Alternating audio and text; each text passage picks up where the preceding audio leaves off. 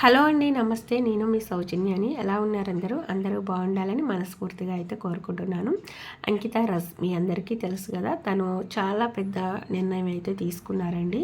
ఎవరు ఎక్స్పెక్ట్ చేయరనమాట. లైఫ్లో ఇంత పెద్ద నిర్ణయం ఎందుకు తీసుకున్నారు, తను మళ్ళీ సర్జరీ ఎందుకు చేయించుకుంటున్నారు, అసలు ఎందుకు చేయించుకోవాల్సి వచ్చింది అనేది మీకు క్లారిటీగా చెప్తాను. అంతేకాదండి, తను లైఫ్లో ఇంకా ముందుకి వెళ్ళటానికి తను పడే తాపత్రయం ఎలాంటిదో కూడా తెలుసుకుందాము. ఇక్కడైతే మా పిల్లలు స్కూల్లో అన్నమాచార్య సంకీర్తన కార్యక్రమం అయితే జరుగుతుంది. ఇక్కడ పెద్ద పెద్ద విఐపీలు, పేరెంట్స్, చిల్డ్రన్స్ అందరూ వచ్చారండి. అదేవిధంగా నేను పాడ్యమి రోజు మా ఇంట్లో ఏ విధంగా పూజ చేసుకున్నాను, దాని ప్రిపరేషన్స్ అన్నీ ఎలా చేసుకున్నాను అనేది ఈ వ్లాగ్లో కంటిన్యూ చేస్తూ మనమైతే టాపిక్లోకి వెళ్దాము. మన ఛానల్ ఫస్ట్ టైం ఎవరైనా చూస్తున్నట్లయితే సబ్స్క్రైబ్ చేసుకోండి. వీడియో కంటిన్యూగా చూడండి, మీకు ఎక్కడ బోర్ కొట్టదండి. మీకు నచ్చితే లైక్ చేయండి, షేర్ చేయండి. అంకిత రాస్ తను ఒక ట్రాన్స్జెండర్ అండి. అబ్బాయిగా పుట్టినప్పటికీ కూడా తన ఫీలింగ్స్ అన్నీ అమ్మాయిలాగా ఉండటం వల్ల ఆ ఫీలింగ్స్ ఇంట్లో వాళ్ళకి చెప్పినా తనని అర్థం చేసుకోవడానికంటే బదులు ఇబ్బందికి ఎక్కువగా గురి చేసేవాళ్ళు. అంటే ఎందుకు ఇలా ఉంటున్నావు అనేసి అంటూ ఉన్నప్పుడు ఎవరైనా సరే తన ఫీలింగ్స్ని చంపుకోవడానికి ఇష్టపడలేరు కాబట్టి సో ఇంట్లో నుంచి పారిపోయి తను ఒక ట్రాన్స్జెండర్గా మారారు. ఆ తర్వాత తన లైఫ్ స్టెప్ టు స్టెప్ ఎలా ఉంది ఏంటి అనేది అందరికీ తెలుసు. తను చాలా ఇంటర్వ్యూస్లో చెప్పారు. ఆ తర్వాత రాజ్ అనే వ్యక్తిని ప్రేమించి పెళ్లి చేసుకొని తన లైఫ్ని చాలా చక్కగా లీడ్ చేశారనమాట. సో అందరూ కూడా రాజ్ అనే వ్యక్తితో డైవర్స్ తీసుకున్నారు, ఎందుకు విడిపోయారు, ఇలాంటి క్వశ్చన్స్ అన్నీ వేస్తూ ఉన్నారు.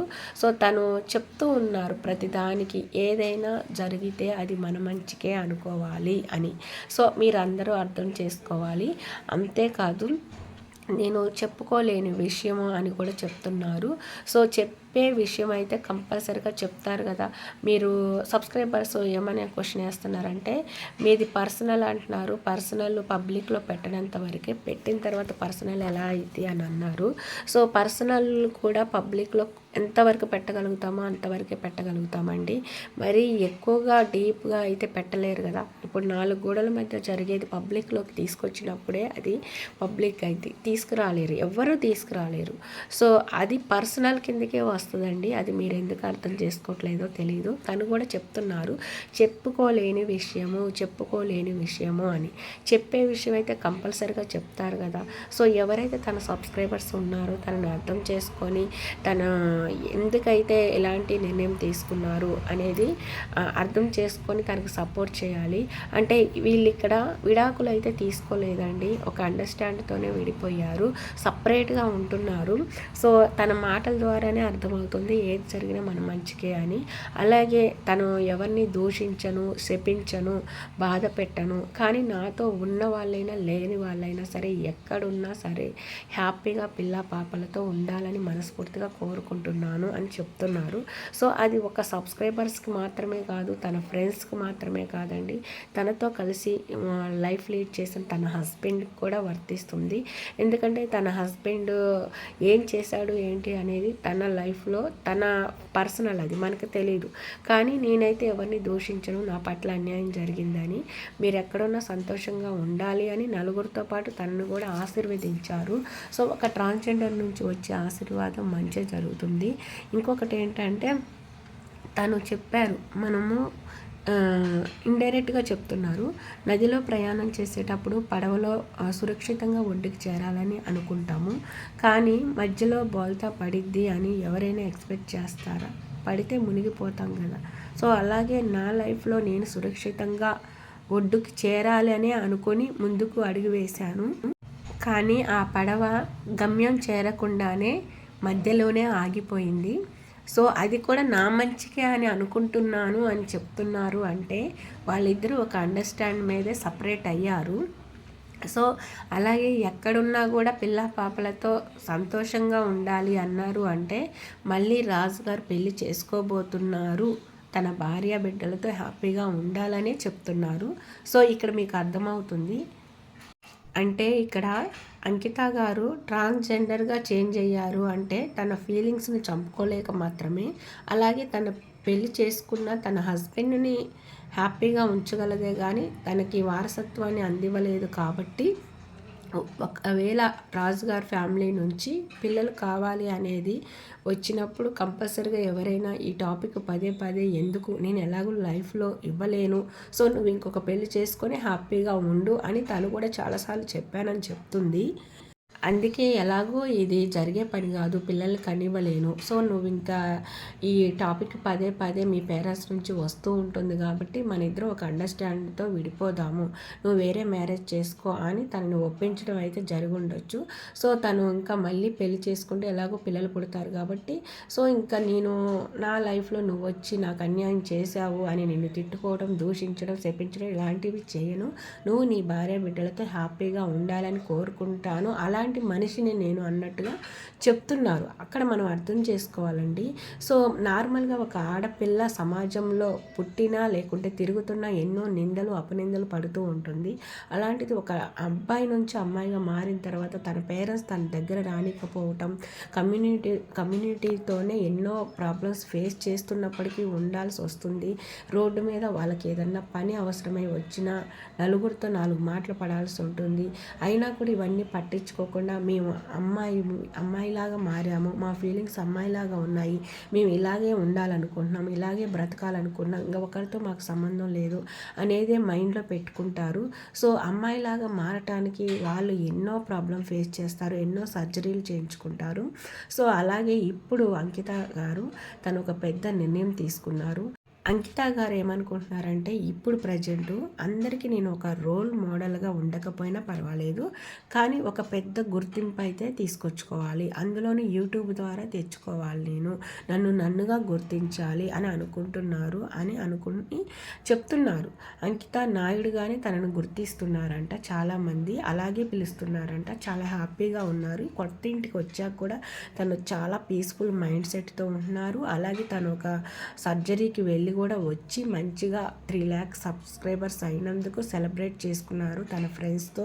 సో తనకంటూ ఎక్కడికైనా హాస్పిటల్కి వెళ్ళినా, షాపింగ్స్కి వెళ్ళినా ఫ్రెండ్స్ అంటూ ఎవరు బయట వాళ్ళు ఉండరు. కమ్యూనిటీలోనే ఒక ట్రాన్స్జెండర్స్ మాత్రమే ఫ్రెండ్స్ అయినా, ఏదైనా ప్రాబ్లమ్స్ వచ్చినా, ఇంకేదైనా మంచైనా చెడైనా హ్యాపీనెస్ అయినా ఏదైనా వాళ్ళతోనే షేర్ చేసుకుంటారు కాబట్టి వాళ్ళని మాత్రమే పిలుచుకొని తను సెలబ్రేట్ చేసుకున్నారు. తను హ్యాపీగానే ఉన్నాను, తను సర్జరీ చేయించుకోవడం వల్ల కొంచెం పెయిన్స్ అయితే ఉన్నాయి. తను ఎందుకు సర్జరీ చేయించుకుంది అంటే తను వెయిట్ గెయిన్ అయింది. అప్పుడు సహజంగా ఫేస్లో కొన్ని మార్పులు వస్తాయి అన్నమాట.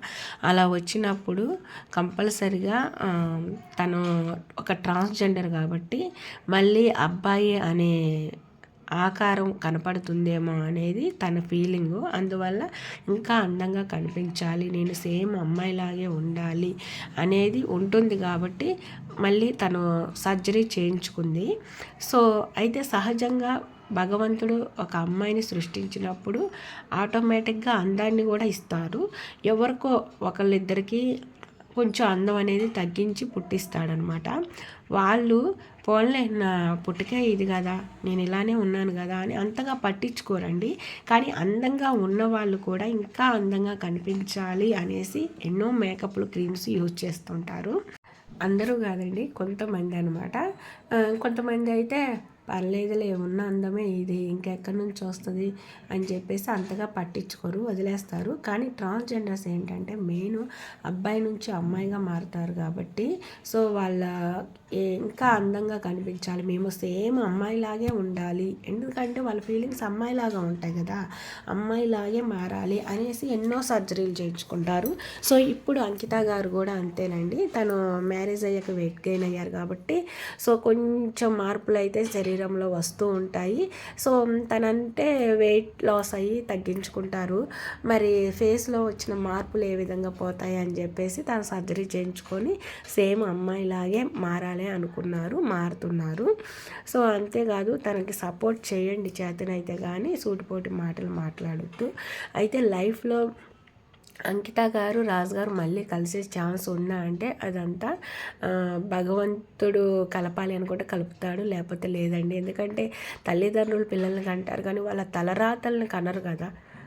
అది భగవంతుడే కదా రాసేది, కాబట్టి భగవంతుడి ఇష్టం. ఎందుకంటే ఇక్కడ ఏమేమని చెప్తుందంటే నన్ను అంకిత నాయుడుగానే గుర్తించాలి, అందరూ గుర్తిస్తున్నారు, నేను యూట్యూబ్లో ఒక సక్సెస్గా నెంబర్ 1 పొజిషన్లో ఉండాలి అని తననే చెప్పుకుంటున్నారు. కానీ రాజు గారి టాపిక్ అసలు తీసుకురావట్లేదు. కాబట్టి తను సైడ్ నుంచి అయితే రాజుగారితో కలిసే ఉద్దేశం లేదు. కానీ రాజుగారి సైడ్ నుంచి అసలు ఎలాంటి రెస్పాండ్ లేదు. కాబట్టి సో ఇద్దరిని మళ్ళీ కలిపే ఛాన్స్ ఉంటే అది భగవంతుడి ఇష్టము, అంతే అనమాట. ఒకవేళ వీళ్ళిద్దరు తారసపడిన మాట్లాడుకోరు నాకు తెలిసి. ఎందుకంటే వద్దని అనుకుంటున్నప్పుడు ఇంకెందుకు మాట్లాడుకోరు కదా. సో అలాగే యూట్యూబ్లో చాలామంది తనకి తెలియని వాళ్ళు ఏదన్నా మాట్లాడినా అంత బాధపడను నేను. తెలిసిన వాళ్ళు కూడా వ్యూస్ కోసం థంబ్నెయిల్స్ని రాంగ్గా రాసి పెడుతున్నారు. అన్ని ఛానల్స్ కాదు, కొన్ని ఛానల్స్ అని చెప్తున్నారనమాట. అది చాలా బాధగా ఉంది. కానీ అన్ని మనసులో పెట్టుకొని కూర్చుంటే బాధే ఉంటుంది, ముందుకు వెళ్ళలేము లైఫ్లో అని చెప్పేసి వాటన్నిటిని పక్కన పెట్టేస్తున్నాను. సో నా పేరు చెప్పుకున్న వాళ్ళకి కొంచెం మంచిగా పేరు వస్తుంది అంటే నేను అందుకు కూడా సిద్ధమే అని చెప్పేసి నేను ఎవరిని ఏమీ అనట్లేదు, వదిలేస్తున్నాను అని అన్నట్టుగా మాట్లాడారు. కానీ ఎవరైతే తన గురించి బాగా తెలిసిన వాళ్ళు కూడా తప్పుగా మాట్లాడితే అది చాలా అసహ్యంగా ఉంటుందండి. ఇప్పుడు సపోజ్ యూట్యూబ్ గురించి తెలియని వాళ్ళు యూట్యూబ్లో అమౌంట్ వస్తాయా, మీకు 10 వ్యూస్ వస్తే 10 రూపాయలు వస్తాయా, 2000 వ్యూస్ వస్తే 2000 రూపాయలు వస్తాయా అని అడిగితే వాళ్ళకి తెలియదు పాపం, అందుకే అడుగుతున్నారు అనుకుంటాం. అదే తెలిసిన వాళ్ళు కూడా అడిగితే అది ఎలా ఉంటుందండి, సర్రని అంటది. నాకైతే అలానే అండిద్దండి. ఎందుకంటే అన్నీ తెలిసి యూట్యూబ్ రన్ చేసే వాళ్ళు అడిగితే ఇంకా మండిద్ది నాకు. ఇప్పుడు డాలర్ ఒక్కటి రావాలంటేనే ఎన్ని వేల వ్యూస్ రావాలండి. $1 రావాలంటే మరి లక్షల వ్యూస్ వచ్చిన వాళ్ళకి 10,000 వస్తాయి నెలకి. మరి 100-200 వ్యూస్ వచ్చిన వాళ్ళకి ఎన్ని సంవత్సరాలు పట్టిద్దండి 10,000 రావటానికి? చాలా సంవత్సరాలు పట్టిద్ది నాకు తెలిసి. మరి 2,000 వ్యూస్ రావాలన్నా 2 రోజులకో 3 రోజులకో ఒక వీడియో పెట్టినప్పుడు ఒకవేళ రోజుకు $1 వేసుకున్నా 30 రోజులకు $30 కదా. మరి 2 రోజులకి 3 రోజులకి ఒక వీడియో పెట్టి 2,000 వ్యూస్ వచ్చినాయి అనుకోండి, అప్పుడు 2,000కి $1 వేసుకున్నా కూడా నాకు తెలిసి 2,000కి $1 రాదు చెప్తున్నానండి. ఒకవేళ వచ్చినా కూడా నెలకు $15 కదండి అయ్యేది. డాలర్కి ఎంతో మీకు అందరికీ ఐడియా ఉంటుంది కదా. అసలు తెలిసి కూడా కొంతమంది మాట్లాడుతూ ఉంటారు. నిజంగా నా సిచ్యువేషన్లో జరిగిందిలేండి, అందుకే నేను చెప్తున్నా. సేమ్ ఇలాంటిది అనమాట. ఇప్పుడు అంకిత గారి పొజిషన్ కూడా అంతా తన గురించి తెలిసి తన పక్కన ఉండే వాళ్ళే ఈ విధంగా మాట్లాడుతున్నారు అని బాధపడుతున్నారు. సో ఎంతోమంది ఎన్నో మాట్లాడినా కూడా వాటన్నిటిని పక్కన పెట్టేసి తను ధైర్యంగా ముందుకైతే స్టెప్ వేస్తున్నందుకు ఆమెను ఆదర్శంగా తీసుకోవాలి. చాలామంది ఉంటారు ఆడవాళ్ళు కృంగిపోయి కృషించి బాధపడి లైఫ్ పోయింది అనుకోకుండా తనని చూసి ధైర్యంగా ఒక స్టెప్ ముందుకు వేసి ఎవరి లైఫ్ వాళ్ళు మంచిగా లీడ్ చేస్తే బాగుంటుంది. సో ఇంకా ఈరోజు వీడియో అయితే ఇదండి. మీకు నచ్చిందని అనుకుంటున్నాను.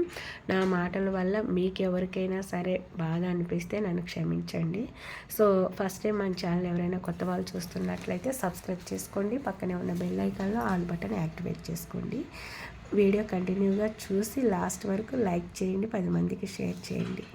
Thanks for watching. Bye bye. Take